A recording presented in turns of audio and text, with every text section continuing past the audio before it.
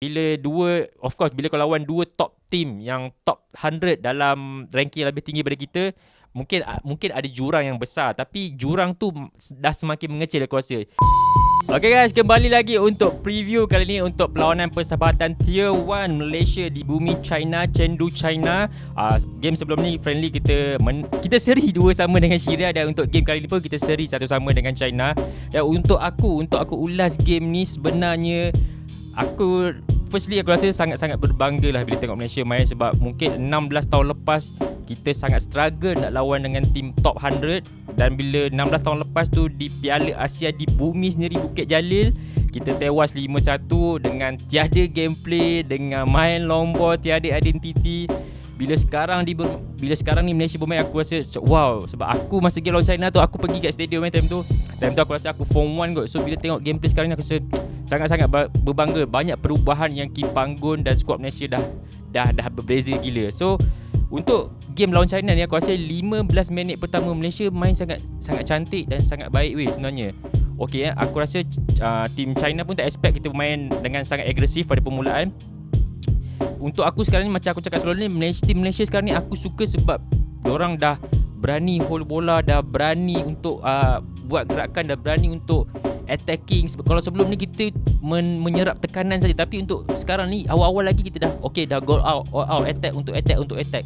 So aku sangat suka benda tu, dan kita tengok perubahan yang Kim Panggun bawa. Mungkin kalau dulu kita banyak mempersoalkan kenapa player ni main, kenapa player ni tak main. So bila awal-awal line up tu keluar pertukaran 3 pemain, dia masukkan Akia Rashid, dia masukkan Dominic Tan, dan dia masukkan Darren Lock. Aku rasa menggantikan Arif Aiman, menggantikan Syahrul Saad, dan juga menggantikan Stuart Wilkin. So aku rasa Kim Panggun ada resepi di sini, sebab kalau tengok atas kertas, aku nampak defensive midfield Brandon kan bermain seorang-seorang dekat belakang, dan aku nampak Paulo lebih kepada nombor 10 dan Endrick kepada nombor 8. Sebab aku nak puji Endrick, sebenarnya dia ada kualiti seorang midfield yang aku rasa kita sangat-sangat kurang sekarang ni.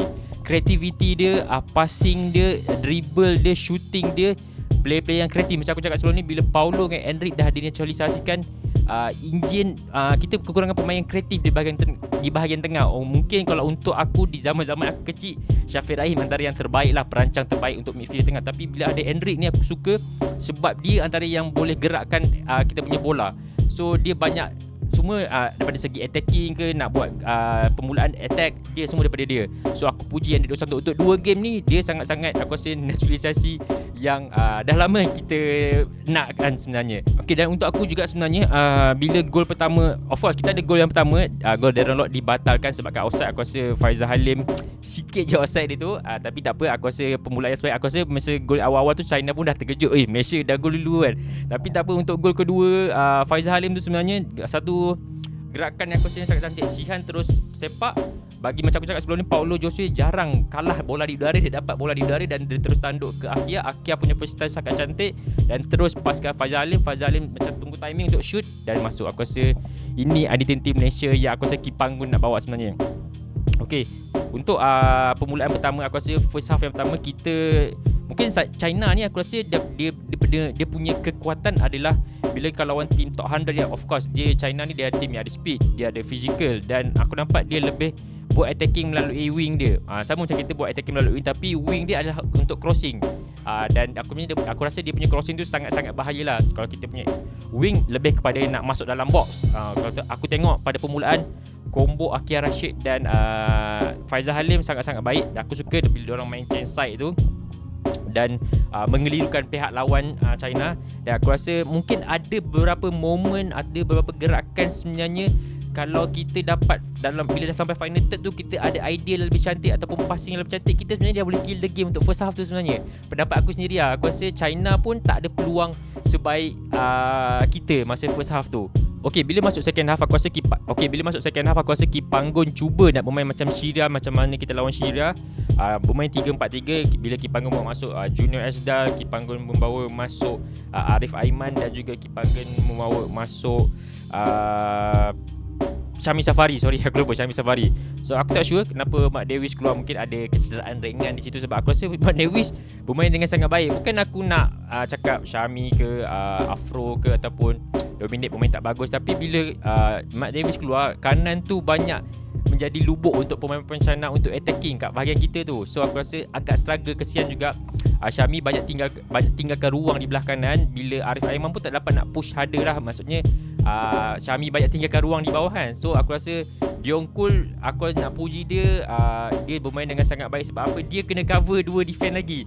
Aku bukan nak, mungkin junior ni aku puji dia sebab bola di udara, dan mungkin daripada segi pengalaman dia. Sebab tu aku rasa dia masih Kipanggun nak bawa untuk squad, untuk call up kali ni. Sebab apa? Mungkin daripada segi speed junior mungkin tak laju lah. Tapi bila aku nampak bila Dominic Tan tu keluar, bila masuk Afro, mungkin stablekan sikit kita punya bahagian defensif tu. Dan aku rasa untuk malam ni, bila second half ni mungkin kita agak off form. Aku rasa mungkin faktor kepenatan, aku rasa fitness kita mungkin tak sampai level lagi yang tertinggi. Dan aku nak puji Shihan, beberapa banyak save juga yang dia buat. Kalau aku perasan, Shihan banyak juga kali dia marah bila defend tak tutup ruang. Diongkul juga marah beberapa partner dia yang lain sebab tak tutup ruang. Okay, untuk satu pandangan aku rasa disiplin pemain-pemain kita sangat, aku rasa dah capai satu ke tahap yang lebih baik sebenarnya. Sebab aku rasa bila kita attack, ramai-ramai bantu attacking kita. So bila defensif, ramai-ramai turun bantu kita punya defend. Aku rasa itu disiplin yang sangat baik yang aku rasa Kipanggun dah terapkan dalam skuad kebangsaan kita kali ni. Itu mungkin second half ni kita banyak tunggu untuk membuat counter attack. Kita ada juga aku rasa 1-2 gerakan yang counter kita menjadi, cuma bila sampai final third tu kita mungkin kekurangan idea lah kat situ. Aku rasa kat situ kita mungkin boleh touch up ataupun perbaiki kelemahan kita. Dan secara overall 2 friendly di bumi China ni, aku sebagai peminat bola sepak Malaysia, sebagai rakyat Malaysia, sebagai seorang wartawan, aku rasa sangat berbangga bila lihat perubahan yang Kipanggun bawa ni. Aku rasa mungkin bila second half tu orang bawa masuk junior lah, bawa masuk Afro lah, orang apa benda bawa masuk. Tapi aku rasa dia ada satu sistem ataupun satu taktikal, satu falsafah yang dia nak bawa. So aku percaya saja apa Kipanggun nak buat. Kau tolong percayakan Kipanggun. Sebab aku nampak sejak dia ambil alih pada tahun lepas, perubahan tu mungkin tak 100%, tapi aku rasa in progressing. Mungkin tahun lepas 50, bila kita naik Piala Asia ni naik 60. Bila aku tengok game ni mungkin dah ke 70% berubah dalam bola sepak Malaysia kita daripada segi bermain kita. Sebab aku rasa macam Kipanggun cakap, dia tak boleh nak buat banyak perubahan bila dah ada tournament yang dekat ni. Aku rasa betul lah benda tu. Sebab of course bila kau lawan 2 top team yang top 100 dalam ranking yang lebih tinggi daripada kita, mungkin ada jurang yang besar. Tapi jurang tu dah semakin mengecil. Aku rasa tim-tim yang kita ni Asia, tim-tim big ataupun gergasi Asia ni mungkin dah mula menyedari. Aku rasa tim-tim macam Malaysia, Indonesia, Thailand, Vietnam dah mula sedang meningkat naik. So aku suka benda-benda macam tu. Mungkin kita dalam 2-3 tahun lagi mungkin aku akan nampak Asia lebih berkualiti. Tak apa, masih ada masa lagi. Sebab aku rasa ada Pesta Bola Merdeka, ada Kelayakan Piala Dunia bulan 11, dan paling penting Piala Asia 2024 di Qatar Januari nanti. Aku rasa masih ada sempat, masih ada ruang untuk diperbaiki mana-mana kelemahan, mana-mana yang kosong-kosong kita boleh tampal untuk memantapkan lagi skuad kita. Untuk aku banyak benda 2 friendly ni yang aku rasa pemain-pemain dah pelajari, Kipanggun dah pelajari. Aku sangat positif, aku sangat optimis. Skuad kita macam aku dah sekarang dah rasa tak sabar nak tengok Piala Asia sekarang, nak tengok kita bermain macam mana kan. Sabar dulu, nanti kita mungkin ada ujian seterusnya, mungkin ada persediaan yang lebih baik untuk Pesta Bola Merdeka ni. Kita boleh uji juga kekuatan-kekuatan pemain kita sebelum menjelang Piala Asia yang sebenar nanti. So aku sangat berbangga sebagai rakyat Malaysia nampak perubahan dan peningkatan dalam bola sepak Malaysia ni. Aku rasa sebelum ni mungkin kita kena perbaiki daripada segi positioning, mungkin daripada segi defensif sikit, disiplinkan sikit. Aku rasa kita akan jadi satu pasukan yang mungkin lebih better daripada 16 tahun lepas, 10 tahun lepas, 5 tahun lepas ataupun tahun lepas. Aku suka progressing tu ada, dah nampak dekat situ. So untuk aku itu saja untuk review kali ni. Tak banyak pun yang aku boleh komen. Aku rasa maaf, ini apa yang aku cakap dari sudut hati. Aku bukan pakar taktikal ke, pakar formasi ke. Apa yang Kipanggun sekarang ni dia buat, dia panggil player tu ke, dia panggil player ni, tak panggil player itu ke, tak panggil player ni, aku percaya semua. Aku memang support 100% apa yang Kipanggun nak buat. Dan untuk aku sebenarnya, untuk game malam ni aku sangat puji satu Diongkul. Daripada segi keeper semua bermain sangat-sangat baik, tapi aku impress dengan Shihan. Aku rasa aku impress dengan Diongkul. Aku kat tengah aku impress dengan Eric Dos Santos dan juga Faizal Halim. Sebab Faizal Halim ni kalau kau ambil rewind balik ke belakang. Bulan 8 dia hanya bermain 45 minit saja perlawanan perlawanan yang sebenar. Tapi bila dah masuk international friendly yang high intensity, lagi quality dia lagi tinggi, perlawanan dia lagi intense, dia still boleh maintain on the top level. Aku rasa Faizal Halim ni satu local player yang aku sangat salute lah. Faizal Halim Miki.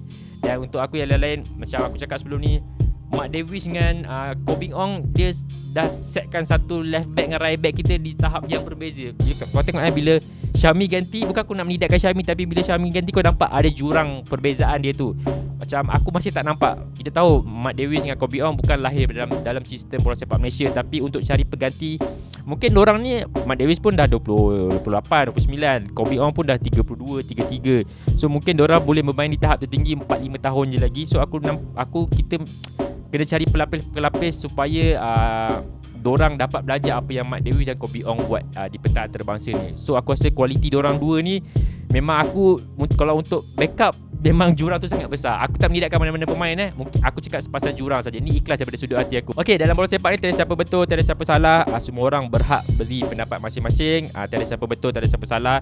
Yang penting kita hormat pendapat dia, kita ambil. Orang hormat pendapat kita korang ambil. So kita sama-sama belajar untuk bagi pandangan dan pandangan untuk sama-sama belajar mengambil satu positif untuk membangkitkan bola sepak Malaysia. Yang paling penting, nak mengkritik, jangan sampai menghina pemain-pemain ataupun barisan-barisan kejuruteraan yang lain. Okey, jadilah peminat yang bijak di kalangan bola sepak. So kita jumpa next review akan datang. Akan ada lagi perlawanan penting bawah 23 hari Selasa ni, penentuan Malaysia lawan Thailand. Kalau Malaysia menang atau seri, mungkin kita akan layak ke Piala Asia 2024 nanti di Qatar juga untuk bawah 23. Okey, ciao guys, bye bye, assalamualaikum.